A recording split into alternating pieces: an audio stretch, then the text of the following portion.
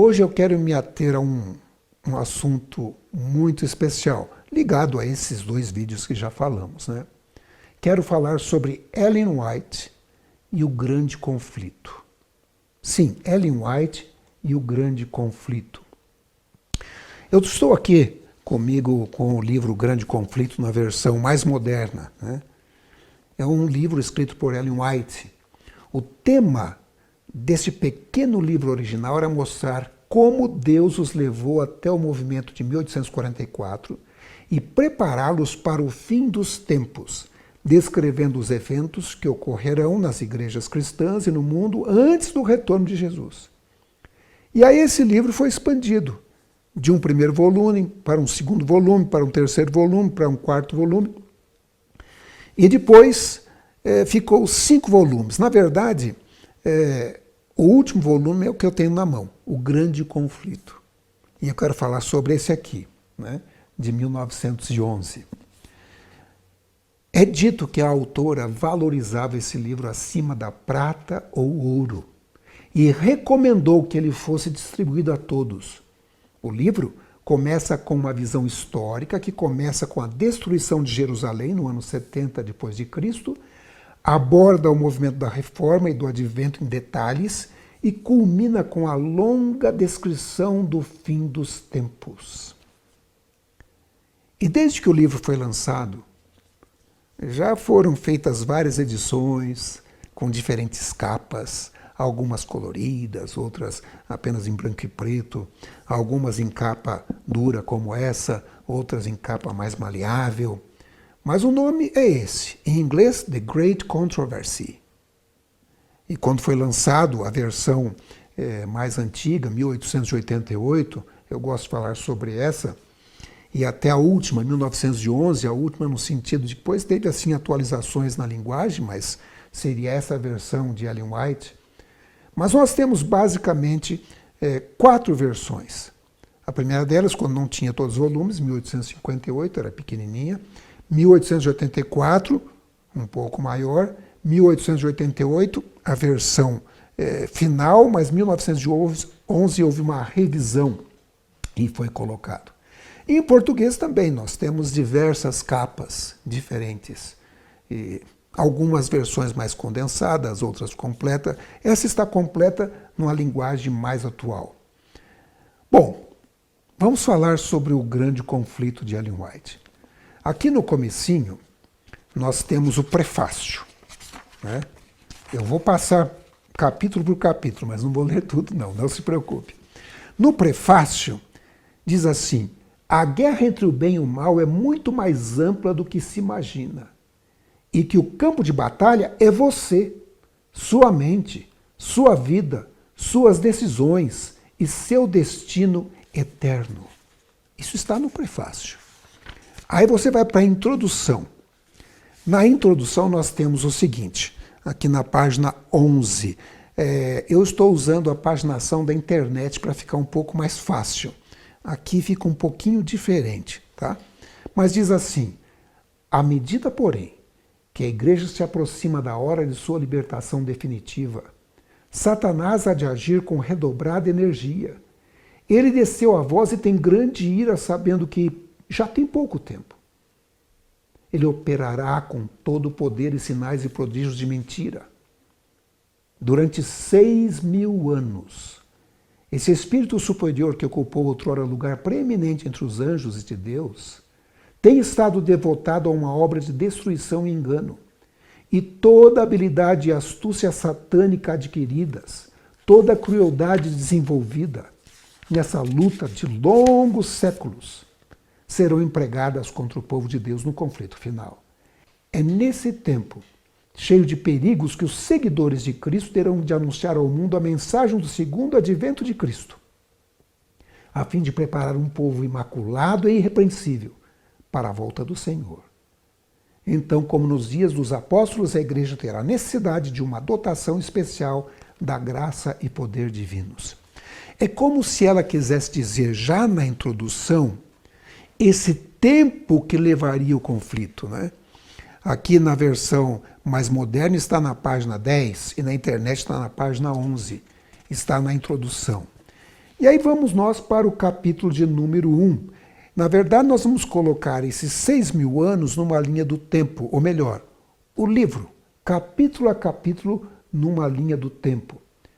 O capítulo número 1 trata da destruição de Jerusalém no ano 70. O título do capítulo é A Destruição de Jerusalém e o Destino do Mundo.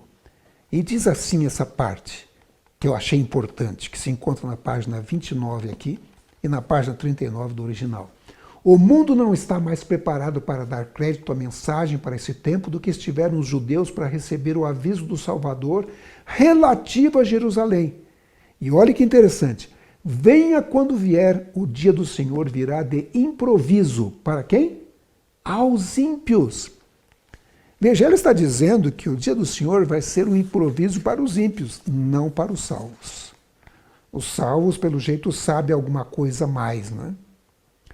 Aí nós temos o segundo capítulo, a época dos mártires, os primeiros séculos da igreja cristã, primeiros séculos do cristianismo. E o título do capítulo 2 é Os Mártires dos Primeiros Séculos. Eu estou usando os títulos dessa versão nova, que os títulos são colocados de forma bem interessante. E a parte que eu escolhi está na página 48, diz assim: haja um reavivamento da fé e poder da igreja primitiva e o espírito de opressão reviverá, reacendendo-se as fogueiras da perseguição. Olha, foi um período difícil, esse período dos mártires, e se houver de novo o mesmo reavivamento, a fé e o poder de antigamente, vai haver perseguição novamente. Depois nós temos o capítulo 3. O capítulo 3 trata do estabelecimento do papado, no ano 538. Vocês vão perceber que essa linha do tempo vai indo para frente, vai indo adiante, até chegar nos nossos dias e passar pelos nossos dias. E é isso que eu quero mostrar para vocês nesse livro, que é muito interessante. Vamos ver do que trata o capítulo 3. O título é Tempos de Escuridão. E a parte que eu escolhi diz assim: no século VI tornou-se o papado firmemente estabelecido. Fixou-se a sede do seu poderio na cidade imperial e declarou-se ser o bispo de Roma a cabeça de toda a igreja. O paganismo cedera lugar ao papado. O dragão dera à besta o seu poder e o seu trono e grande poderio. Apocalipse 13, verso 2.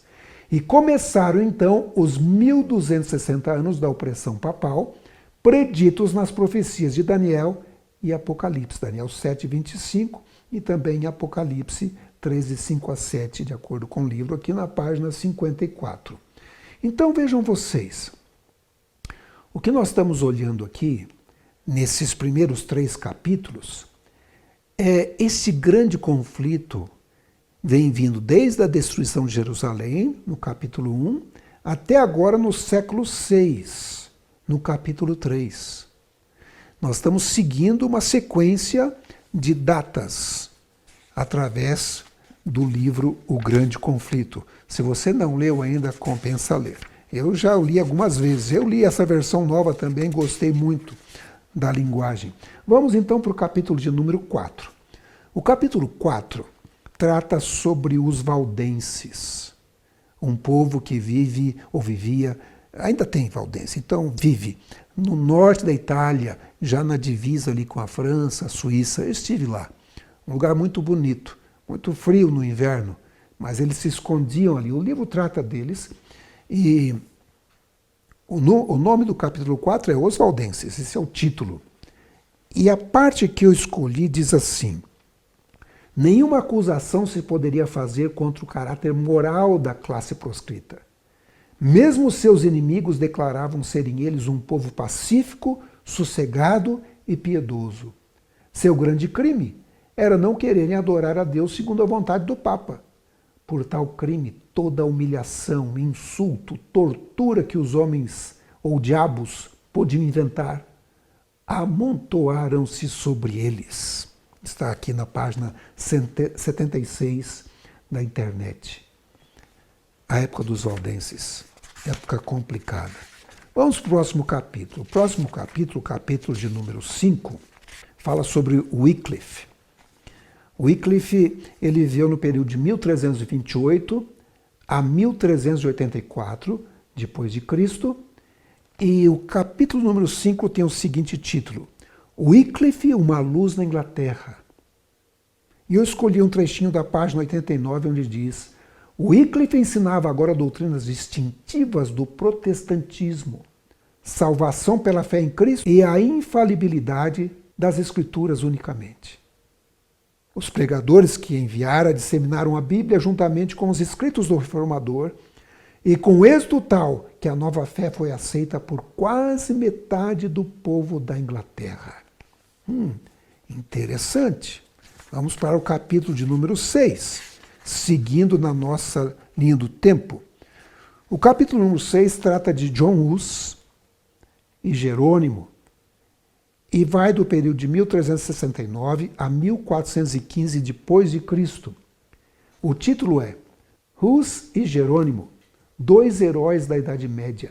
E o trechinho que eu escolhi está na página 103, diz assim: Deus permitiu que grande luz resplandecesse no espírito daqueles homens escolhidos, revelando-lhes muitos dos erros de Roma, mas eles não receberam toda a luz que devia ser dada ao mundo. Ele os guiou passo a passo, conforme podiam suportar. Não estavam preparados para receber toda a luz de uma vez. Ele a revelou aos dirigentes pouco a pouco, à medida que podia ser recebida pelo povo.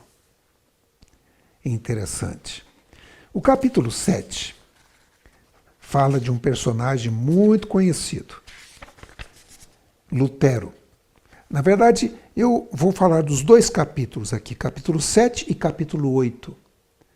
Lutero, ele viveu entre os anos 1483 e 1546 depois de Cristo. O capítulo 7 tem como título Lutero, o homem para o seu tempo. E eu escolhi aqui um trechinho que diz assim: Lutero foi o homem para o seu tempo. Por meio dele, Deus efetuou uma grande obra para a reforma da igreja e esclarecimento do mundo. Os que apresentam a verdade para esse tempo não devem esperar ser recebidos com mais louvor do que o foram os primeiros reformadores. O grande conflito entre a verdade e o erro, entre Cristo e Satanás, há de aumentar em intensidade até o final da história desse mundo. E aí nós vamos aqui para o capítulo 8. O capítulo 8 tem como título Em Defesa da Verdade. E eu escolhi aqui um pequeno trecho onde diz: a menos que eu seja persuadido por meio das passagens que citei, isso é Lutero falando, a menos que assim submeto minha consciência pela palavra de Deus, não posso retratar-me, e não me retratarei, pois é perigoso a um cristão falar contra a consciência. Aqui permaneço, não posso fazer outra coisa. Deus queira ajudar-me. Amém. Bom, vamos então agora para o capítulo de número 9. O capítulo de número 9 fala de Zwinglio, um reformador suíço. E também, você vê que a gente vai indo assim na linha do tempo, né? Zwinglio viveu de 1484 a 1531 depois de Cristo. E eu escolhi desse capítulo o seguinte parágrafo: é plano de Deus empregar humildes instrumentos para atingir grandes resultados. Não será então dada a glória aos homens, mas àquele que por meio deles opera para o querer e o efetuar de sua própria aprovação. E novamente, eu escolhi aqui dois capítulos juntos, o capítulo 10 e o capítulo 11, porque esses dois capítulos retratam o período da Reforma no século XVI. Vejam que a gente vai avançando na história à medida que você vai lendo o livro, O Grande Conflito. E nós vamos localizar o nosso tempo aqui, porque existe uma linha do tempo nesse livro, O Grande Conflito. O capítulo 10 e 11 tem como título O Progresso da Reforma na Alemanha, esse é o capítulo 10, e O Protesto dos Príncipes, o capítulo 11. E eu escolhi aqui dois trechinhos que dizem assim: faremos mais com as nossas orações do que todos os nossos inimigos com seu orgulho. Do local secreto da oração veio o poder que abalou o mundo na grande reforma. E aí nós vamos para o capítulo de número 12. Eu dei como título aqui a Contra-Reforma. Sim, porque vocês sabem que teve a reforma protestante e a Igreja Católica teve que reagir. E eles criaram o que é chamado de Contra-Reforma. Ou seja, houve ali, por isso que é chamado protestante, né? Houve protestos e houve um embate ali, uma grande controvérsia, né? Vamos ver aqui o capítulo 12. O título é A Reforma na França. E eu escolhi o trechinho seguinte. Nesse tempo fora criada a Ordem dos Jesuítas. Preste atenção. O mais cruel, sem escrúpulos e poderoso de todos os defensores do papado. Separados de laços terrestres e interesses humanos, insensíveis às exigências das afeições naturais, tendo inteiramente silenciadas a razão e a consciência, não conheciam regras nem restrições, além das da própria ordem. E nenhum dever, a não ser o de estender o seu poderio. Não havia para eles crime grande demais para cometer, nenhum engano demasiado vil para praticar, disfarce algum por demais difícil para assumir. Votados à pobreza e humildade perpétuas, era seu estudado objetivo conseguir riqueza e poder para se dedicarem à subversão do protestantismo e restabelecimento da supremacia papal. Bom, com tal exército, não é de se admirar que o capítulo 13 fala sobre perseguição, não é? Perseguição. A liberdade é tirada. E a perseguição ocorre aqui no século XVI e século XVII. Uma perseguição ferrenha contra o remanescente de Deus. O título, na verdade, do capítulo 13 é Liberdade nos Países Baixos e na Escandinávia. E eu escolhi o seguinte texto aqui. A cólera dos perseguidores igualava-se à fé que tinham os mártires. Não somente homens, mas delicadas senhoras e moças, ostentavam coragem inflexível. Como nos dias em que o paganismo procurou destruir o evangelho, o sangue dos cristãos era semente. A perseguição servia para aumentar o número das testemunhas da verdade. Vamos continuar na nossa linha do tempo do livro O Grande Conflito. Chegamos ao capítulo 14 e fala de Tyndale, ou como escreve Tyndale. Ele viveu entre 1484 e 1536. E eu escolhi aqui um trechinho do capítulo 14, cujo título é O Avanço da Verdade na Grã-Bretanha. E o texto que eu escolhi é o seguinte. Tyndale era impelido pelo Espírito de Deus. 3.000 exemplares do Novo Testamento foram logo concluídos. E seguiu-se outra edição no mesmo ano. Na verdade, ele foi o responsável pela tradução na língua inglesa da Bíblia Sagrada, que até então a maior parte era em latim, na verdade. As pessoas agora podiam ler na sua própria língua. Nós temos então aqui o capítulo 4 até o 14, o período que vai do século V até o século XVI. Mas vamos seguir com o capítulo 15. Tá? O capítulo 15 trata do período da Revolução Francesa, que foi ali entre 1789 e 1799. E o título do capítulo 15 é A Bíblia e a Revolução Francesa. Olha o trechinho que eu escolhi para esse capítulo.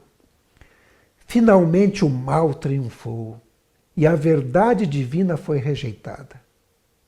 Disse o anjo do Senhor, pisarão a santa cidade por 42 meses e darei poder às minhas 2 testemunhas e profetizarão por 1260 dias vestidas de saco.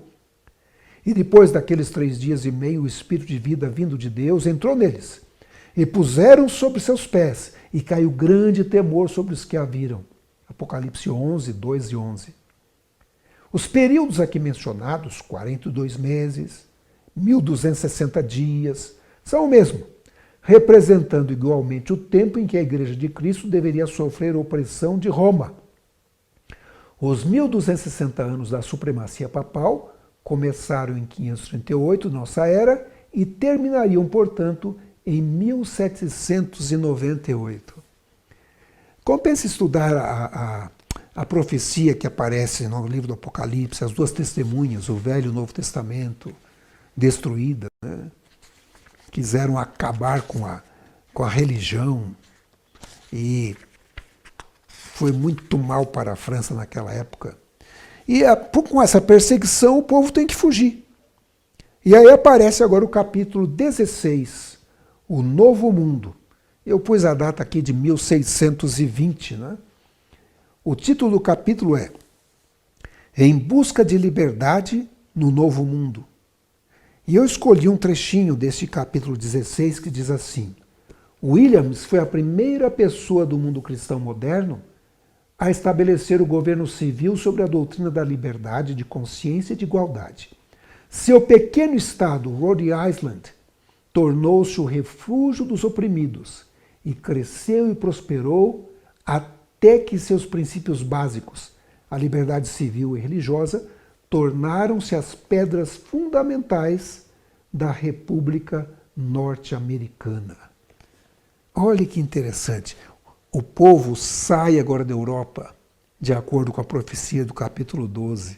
A mulher foge e vai para a terra, não é? Vai para um lugar menos habitado.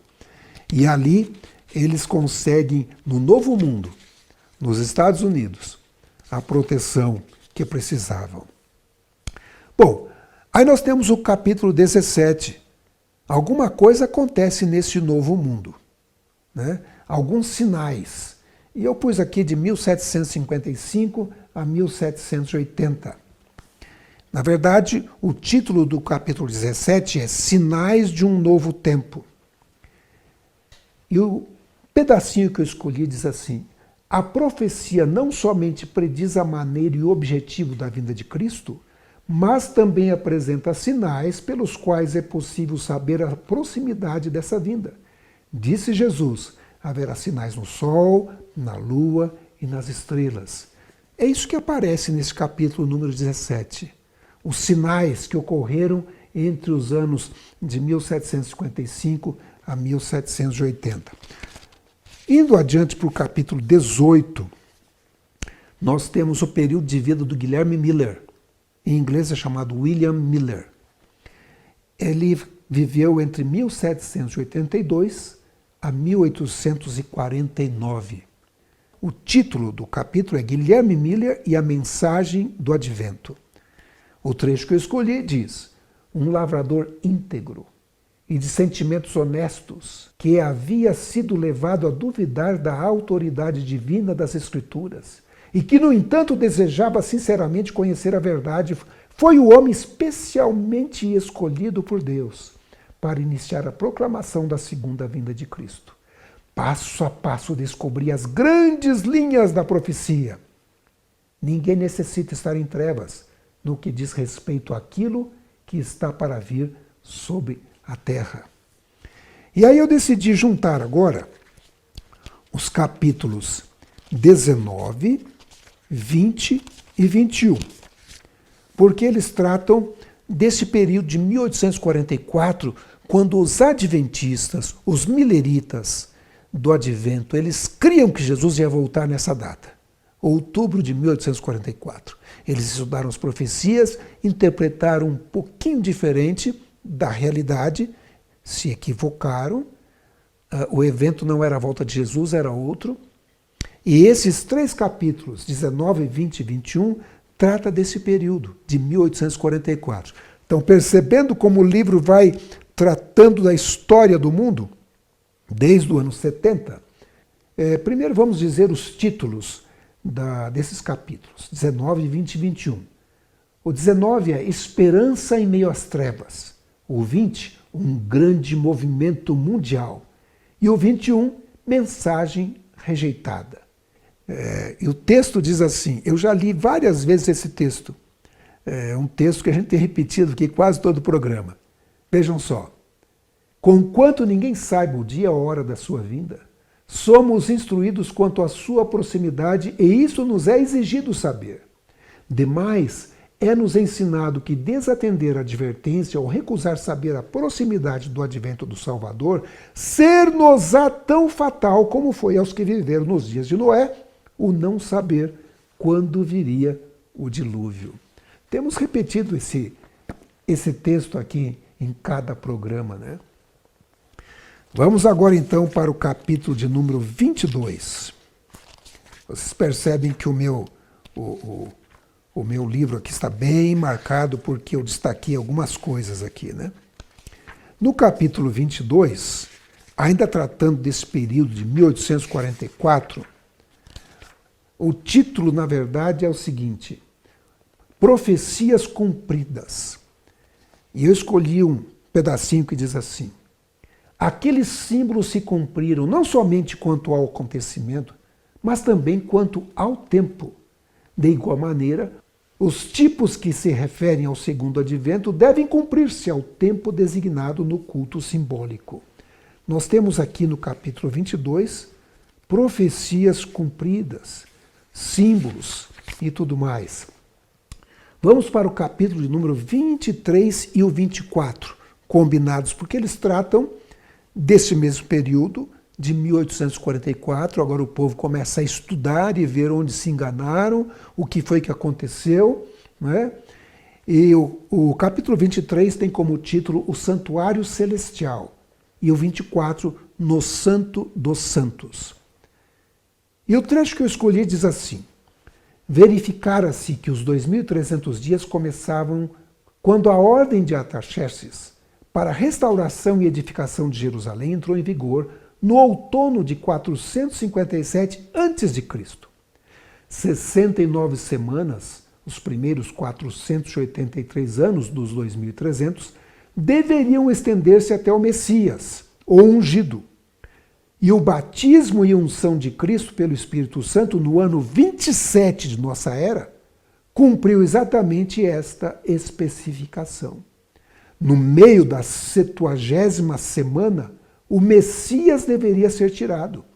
3,5 anos depois de seu batismo, na primavera do ano 31, Cristo foi crucificado.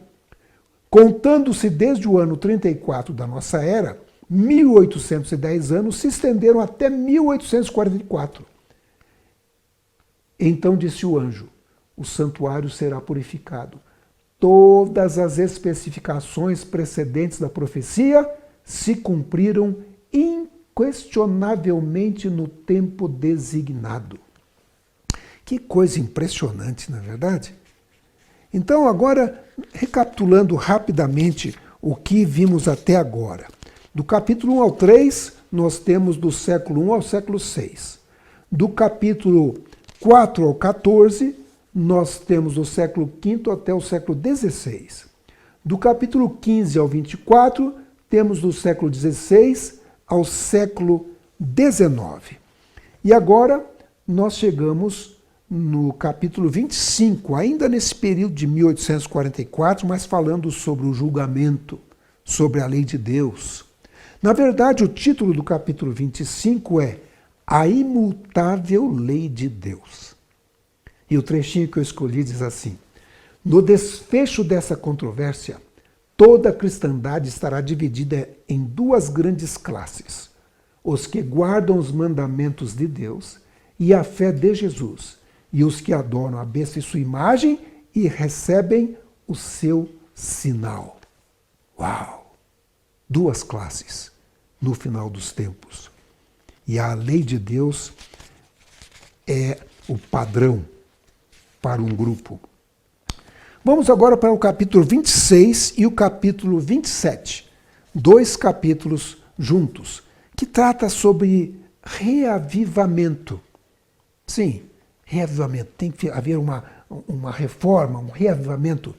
E quando você olha o capítulo 26, o título é Restauração da Verdade. E o capítulo 27, Reavivamentos Atuais. Preste atenção no trecho que eu escolhi. Diz assim: antes de os juízos finais de Deus caírem sobre a terra, haverá entre o povo do Senhor tal avivamento da primitiva piedade como não fora testemunhado desde os tempos apostólicos. O Espírito e o poder de Deus serão derramados sobre seus filhos. O inimigo das almas deseja estorvar essa obra. E antes que chegue o tempo para tal movimento, esforçar-se-á para impedi-la, introduzindo uma contrafação. Nas igrejas que puder colocar sob seu poder sedutor, fará parecer que a bênção especial de Deus foi derramada. Manifestar-se-á o que será considerado como grande interesse religioso. Multidões exultarão de que Deus esteja operando maravilhosamente por elas, quando a obra é de outro espírito. Sob o disfarce religioso, Satanás procurará estender sua influência sobre o mundo cristão. Uau! Haverá um momento que Satanás vai enganar pessoas fazendo milagres ou falando outras línguas, como se fosse algo vindo do Espírito Santo, mas é Satanás em uma contrafação. Que coisa impressionante! Vamos ver agora o capítulo de número 28. Né? O capítulo 28 trata do juízo pré-advento. Vocês percebem que esse julgamento, ou juízo pré-advento, começou logo depois daquele período longo de 2.300 anos. O título do capítulo 28 é justamente esse, o juízo pré-advento. E a parte que eu escolhi sintetiza esse período, diz assim: no tempo indicado para o juízo, o final dos 2.300 dias, em 1844, iniciou-se a obra de investigação e apagamento dos pecados. Todos os que já professaram o nome de Cristo serão submetidos àquele exame minucioso. Tanto os vivos como os mortos devem ser julgados pelas coisas escritas nos livros segundo as suas obras. Quando se encerrar o juízo de investigação, Cristo virá, e seu galardão estará com ele para dar a cada um segundo for a sua obra. Ou seja, esse período começou em 1844 e está em andamento. Ou seja, nós estamos vivendo nesse período de juízo pré-advento. Agora, nós temos 3 capítulos na sequência, começando com o capítulo 29, e aí vai o capítulo 30 e 31, que fala sobre os anjos maus, sobre Satanás, sobre o diabo. Muito importante esse capítulo. Olha só, o capítulo 29 tem como título A Origem do Mal. O capítulo 30, Nosso Maior Inimigo. E o capítulo 31, Anjos e Demônios. E eu escolhi o seguinte texto, diz assim: porém inimizade entre ti e a mulher, e entre a tua semente e a sua semente. Esta te ferirá a cabeça, e tu lhe ferirás o calcanhar. Gênesis 3, verso 15. A sentença divina pronunciada contra Satanás depois da queda do homem foi também uma profecia, abrangendo todos os séculos até o final do tempo, e prefigurando o grande conflito em que se empenhariam todas as raças dos homens que vivessem sobre a terra. Vamos novamente à nossa recapitulação rápida aqui. Capítulo 1 a 3, do século 1 ao século 6, capítulo 4 a 14, do século 5 ao 16, capítulo 15 a 24, do século 16 ao 19, e o capítulo 25 ao 31, de 1884 até agora. Ou seja, chegamos no nosso período aqui, em nossa linha do tempo, né? Vamos então para o capítulo de número 32, tá? Capítulo 32 é sobre esse conflito entre Jesus e Satanás. E vamos ver o título. A propósito, chegamos aqui na nossa época, né? 2021, quando eu estou gravando isso aqui, esse é o período que estamos vivendo. Nós vamos passar por ele e agora a gente consegue ter uma ideia e nos localizarmos no tempo, nessa linha do tempo do grande conflito. Muito bem. O título do capítulo 32 é As Armadilhas de Satanás. Olha o texto que eu escolhi. Vocês veem que eu até marquei com amarelinho aqui, porque é um texto muito importante. Diz assim: o grande conflito entre Cristo e Satanás, que tem prosseguido durante quase 6.000 anos, logo deve terminar.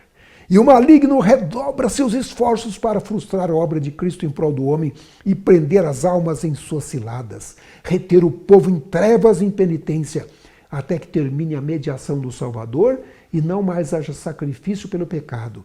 É o objetivo que ele procura realizar. Percebe que nós estamos aqui no ano 2021 e este livro diz que esse grande conflito entre Cristo e Satanás, que tem prosseguido durante quase 6.000 anos. Estamos no final da linha do tempo, estamos no quase, né? Esse é o nosso período de tempo. Estamos aqui entre o quase e os 6.000. Vamos continuar na nossa linha do tempo. O próximo é o capítulo de número 33, e eu pus o 33 e o 34 junto. Vejam só. Fala sobre o Espiritismo, mas o título do capítulo 33 é O Mistério da Morte. E o 34, As Vozes do Além. Preste atenção no texto que eu escolhi para vocês desse capítulo 33 e 34. Vejam só. Induzindo-os, Satanás, a crer que os mortos efetivamente voltam para comunicar-se com eles, faz o maligno com que apareçam os que baixaram ao túmulo sem estarem preparados. Pretendem estar felizes no céu e mesmo ocupar ali elevadas posições. E assim é largamente ensinado o erro de que nenhuma diferença se faz entre justos e ímpios. Os pretensos visitantes do mundo dos espíritos algumas vezes proferem avisos e advertências que se demonstram corretos. Então, estando ganha a confiança, apresentam doutrinas que solapam diretamente a fé das Escrituras. E agora presta atenção. Assim, sob novo disfarce, o Espiritismo, o grande rebelde ainda prossegue com sua luta contra Deus. Luta iniciada no céu e durante quase 6.000 anos continuada na Terra. Novamente aqui, 2021, dizendo que estamos nesse período, no quase 6.000 anos. A luta que começou no céu e já por quase 6.000 anos na Terra. Vamos agora para o capítulo de número 35 e 36 juntos. E ele trata de um assunto que está nas notícias. Fala de ecumenismo, união das igrejas. É interessante. Esse livro foi escrito quando isso não existia ainda, viu? Por isso que a gente acredita que isso aqui é uma profecia, que está se cumprindo em nossos dias. Olha, você deve ler esse livro. Quer conhecer um pouco do passado, do presente e do futuro? Leia o livro O Grande Conflito. Vamos ver o capítulo 35. O capítulo 35 e 36. O 35 tem como título Liberdade Ameaçada. E o 36, o confronto iminente. E notem como isso é atual. O trechinho que eu escolhi. Atualmente, o catolicismo é olhado pelos protestantes com muito mais aceitação do que anos atrás. No movimento Ora em Ação nos Estados Unidos, a fim de conseguir para as instituições e usos da igreja o apoio do Estado, os protestantes estão a seguir as pegadas dos romanistas. O principal objeto visado é a obrigatoriedade da observância do domingo, prática que se originou com Roma e que ela alega como sinal de sua autoridade. É o espírito do papado, espírito de conformidade com os costumes mundanos, com a veneração das tradições humanas acima dos mandamentos de Deus, que está embebendo as igrejas protestantes e levando-as a fazer a mesma obra de exaltação do domingo, a qual antes delas fez o papado.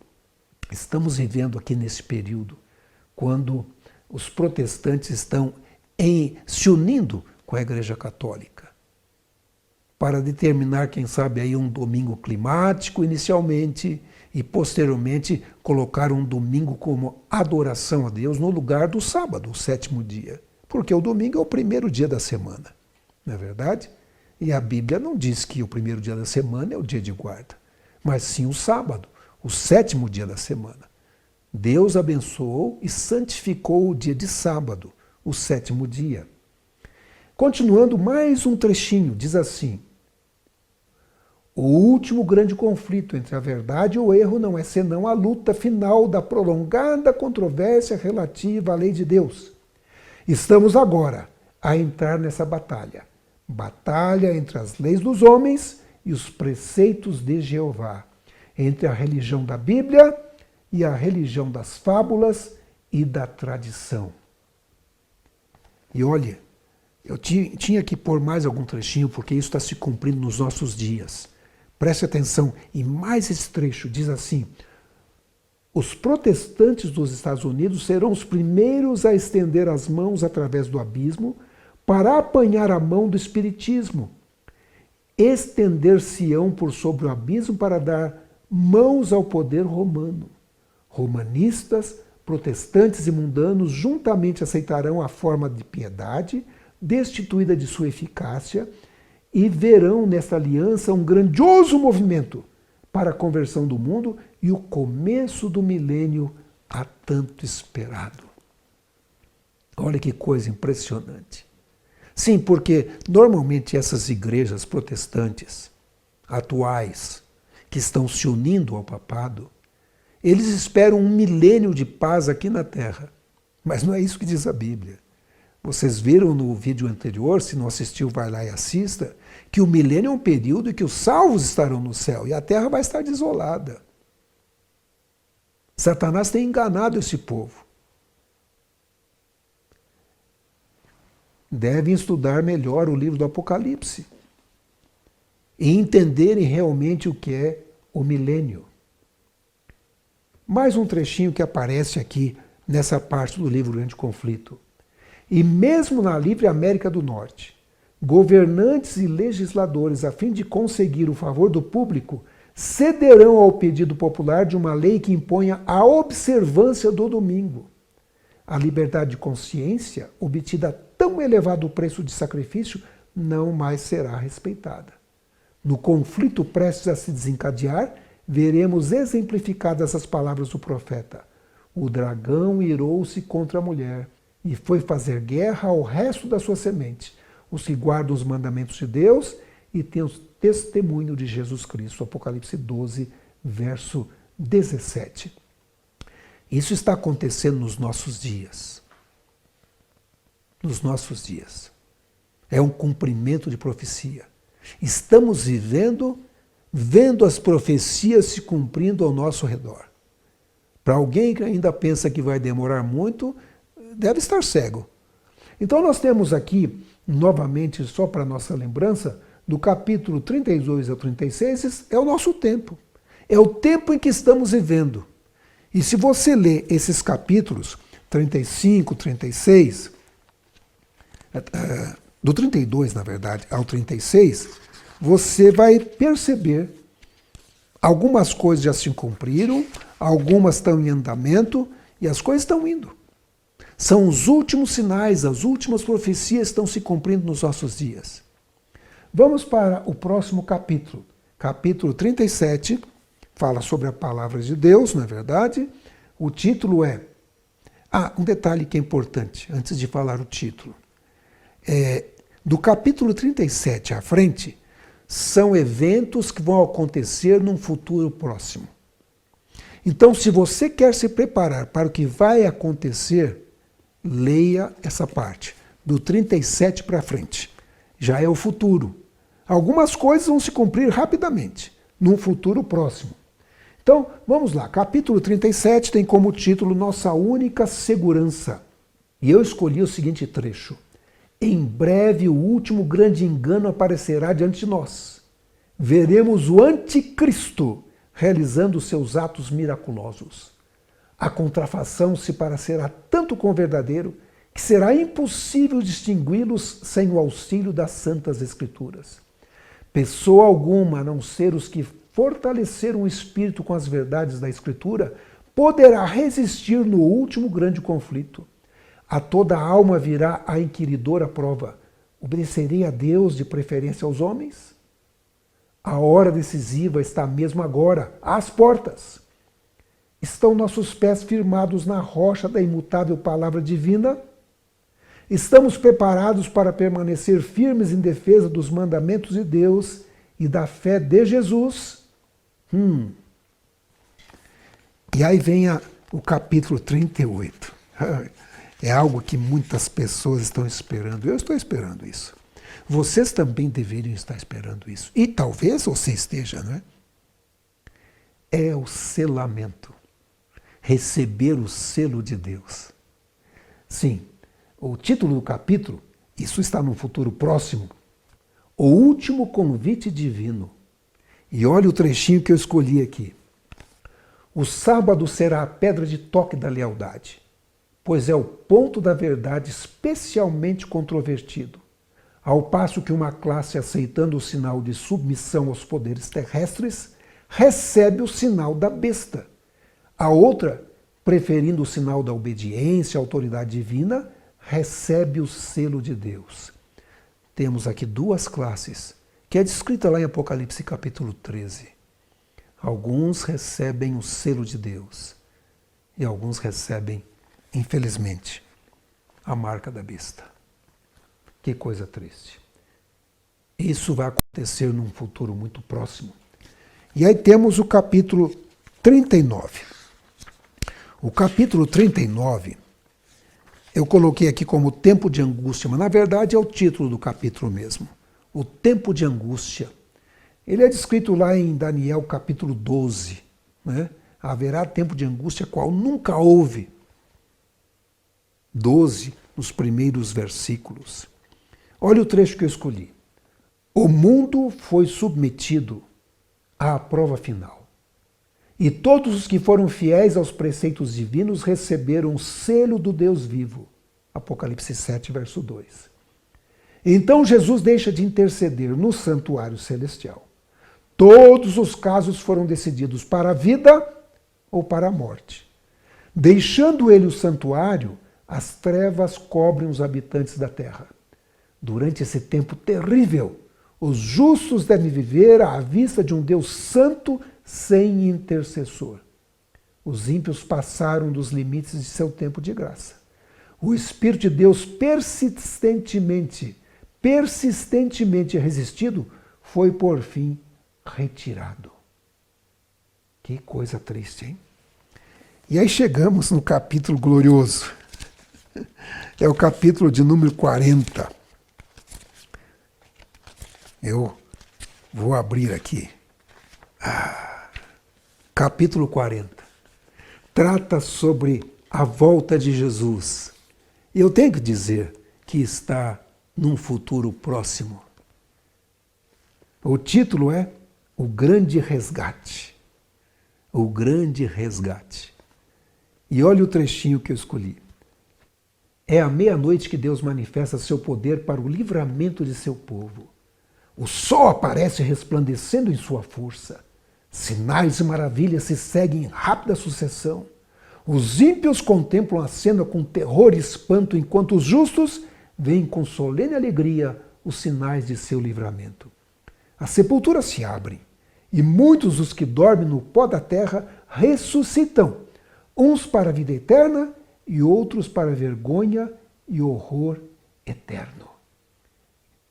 E aí continua. Os justos vivos serão transformados, no momento, num abrir e fechar de olhos, de acordo com 1 Coríntios 15, 52. Ao ouvirem a voz de Deus, eles serão glorificados. Então se tornarão imortais, e com os santos ressuscitados serão arrebatados para encontrar com seu Senhor nos ares. Os dias de dores e pranto acabaram-se para sempre. o Rei da Glória enxugou as lágrimas de todos os rostos. Foi removida toda causa de aflição. Que maravilha! Esse capítulo 40, né? Falando da volta de Jesus. E aí, no capítulo 41, vai tratar do milênio, né? Aquele período que vai ocorrer depois do grande resgate. Mas tem alguns textos aqui que são muito importantes. Preste atenção. O título é Caos e Desolação. Olha o que diz aqui. Chegará o estrondo até a extremidade da terra, porque o Senhor tem contenda com as nações. Entrará em juízo com toda a carne. Os perversos entregará a espada. Jeremias 25:31. E durante 6.000 anos, o grande conflito esteve em andamento. Quanto tempo o grande conflito esteve em andamento? 6.000 anos. É o que ela diz aqui. Este conflito vai durar 6.000 anos. Ela afirma isso aqui no capítulo 41, e ela diz: o Filho de Deus e seus mensageiros celestiais estiveram em guerra contra o poder do maligno durante esse período de 6.000 anos. E agora, todos tomaram sua decisão. Os ímpios se uniram completamente a Satanás em sua luta contra Deus. O que mais diz aqui no capítulo 41? Esse é mais um trechinho que eu marquei aqui com a minha fita amarelinha, né? Porque é muito importante conhecer esses textos. Vou ler aqui para vocês. Capítulo 41, páginas 659 e 660. Durante 6.000 anos, a obra de rebelião de Satanás tem feito estremecer a terra. Ele tornou o mundo como um deserto, destruiu as suas cidades e a seus cativos não deixava ir. Durante 6.000 anos, seu cárcere, o sepulcro, recebeu o povo de Deus. E ele queria manter os cativos para sempre. Mas Cristo quebrou seus laços, colocando em liberdade os prisioneiros. Percebem? Durante 6.000 anos, a morte reina neste planeta. Mas agora, depois de 6.000 anos, né, Cristo quebra os laços e coloca em liberdade os prisioneiros, o povo de Deus. Mais um pequeno trecho aqui do capítulo 41. O escritor do Apocalipse predisse o banimento de Satanás e a condição de caos e a desolação a qual a terra será reduzida. E declarou que tal condição perdurará por 1.000 anos. É o milênio, né? Por 1.000 anos, Satanás vagueará de um lugar para outro na terra desolada para contemplar os resultados de sua rebelião com a lei de Deus. Durante os 1.000 anos, entre a primeira e a segunda ressurreição, ocorrerá o julgamento dos ímpios no céu. Ao fim dos 1.000 anos, ocorrerá a segunda ressurreição. Impressionante como tudo vem se cumprindo, né? E agora vou para o capítulo de número 42. O capítulo 42, estamos encaminhando para o final, fala sobre a nova terra. Satanás está preso ali no milênio, ao final do milênio, tem o capítulo 42, cujo título é A Vitória do Amor. E o trechinho que eu escolhi diz assim: ao final dos 1.000 anos, Cristo volta novamente à terra. A obra de ruína de Satanás está terminada para sempre. Durante 6.000 anos, ele realizou sua vontade, enchendo a terra de miséria e causando tristeza em todo o universo. Agora, depois dos 6.000 anos, não é? As criaturas de Deus estão para sempre livres da presença do maligno e de suas tentações. O grande conflito terminou. Pecado e pecadores não mais existem. O universo inteiro está purificado. Que coisa maravilhosa, né? Nós temos então aqui, nessa linha do tempo do grande conflito, que eu acho que você deve ler, se não leu, deve começar imediatamente. Se já leu, pode até ler de novo. Talvez você vai ter uma nova perspectiva dessa linha do tempo completa. E é impressionante quando a gente nota alguns trechinhos desse livro. Por exemplo, ela diz assim, Ellen White: o grande conflito entre Cristo e Satanás, que tem prosseguido durante quase 6.000 anos, logo deve terminar. Mais do que nunca, logo. Está chegando o final desse 6º milênio de pecado, 6º milênio de destruição e engano. E breve, Jesus estará voltando nas nuvens do céu para buscar aqueles que procuraram manter os mandamentos de Deus e o testemunho de Jesus Cristo. O seu povo remanescente, na verdade. E olha, eu estou apresentando essas linhas do tempo para que você perceba o tempo que a gente está vivendo. Porque Ellen White mesmo diz: ergam os vigias agora vós e deem a mensagem que é verdade e presente para este tempo. Mostremos ao povo onde nos encontramos na história profética. Lembre-se, provavelmente não podemos ainda determinar o dia e a hora da volta de Jesus. Embora esse livro mesmo diz que vai haver um momento em que Deus vai anunciar o dia e a hora da sua vinda aos salvos. Os salvos não serão pegos de surpresa. Os ímpios, sim. Venha quando vier, diz esse livro, eles serão pegos de surpresa. Porque eles não sabem nem a proximidade da volta de Jesus. E ela diz o seguinte no Grande Conflito, este livro: conquanto ninguém saiba o dia e a hora da sua vinda, somos instruídos quanto à sua proximidade, e isso nos é exigido saber. Que Deus abençoe você. Tome a sua decisão enquanto é tempo. Se apegue à palavra de Deus. Faça parte desse povo remanescente que é descrito em Apocalipse 14, verso 12. Um povo que guarda os mandamentos de Deus e possui o testemunho de Jesus Cristo. Esteja entre o povo que será selado por Deus. Fuja da marca da besta.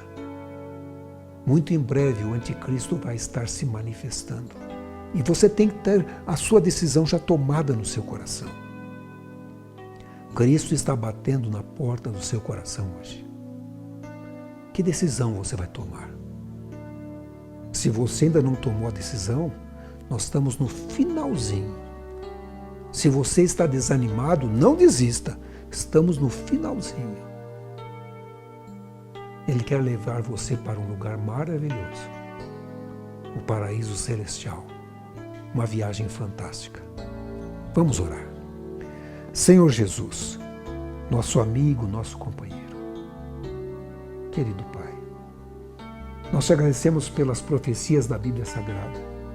Te agradecemos por essa linha profética que aparece no Grande Conflito, mostrando que logo esses 6.000 anos de destruição e engano, logo, muito logo, irá terminar.